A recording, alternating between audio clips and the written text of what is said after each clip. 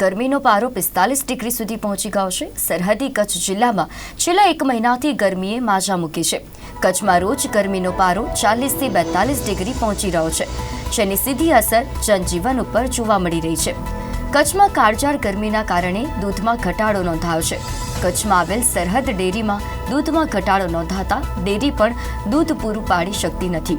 કચ્છમાં આવેલ સરહદ ડેરીના ચેરમેન વલમજી હુંબલે જણાવ્યું હતું કે સરહદ ડેરીમાં રોજ દૂધની સરેરાશ આવક 5.25 લાખ લીટર છે, પરંતુ હાલ ગરમીને કારણે દૂધની આવક 4 લાખ લીટર થઈ ગઈ છે।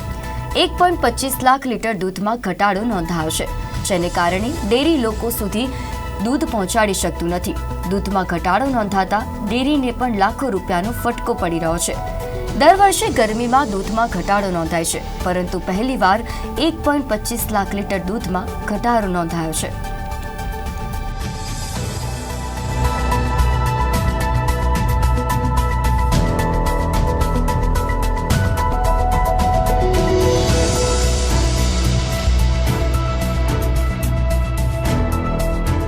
ઉનાળામાં દર વખતે આમ તો દૂધમાં ઘટાડો થતો હોય છે, પરંતુ ફૂડ સિઝન હોય ત્યારે 5.5 લાખ લીટર દૂધ થતું હોય છે અને અત્યારે 4.25 લાખ લીટર દૂધ એટલે 1.25 લાખ લીટર દૂધનો ઘટાડો થયો। એમાં કારણ 2-3 હોઈ શકે। એક તો ઉનાળાની ગરમીના કારણે ઘટે દૂધ, અને બીજું કચ્છમાં લગભગ 80% ભેંસનું દૂધ છે, એટલે ભેંસનું નિયાણ હવે થતું હોય છે 2 મહિના પછી, એટલે અત્યારે સ્વાભાવિક રીતે દૂધ ઘટી જતું હોય અને એ પ્રમાણે ટોટલ દૂધમાં 1.25 લાખ લીટરનો ઘટાડો છે।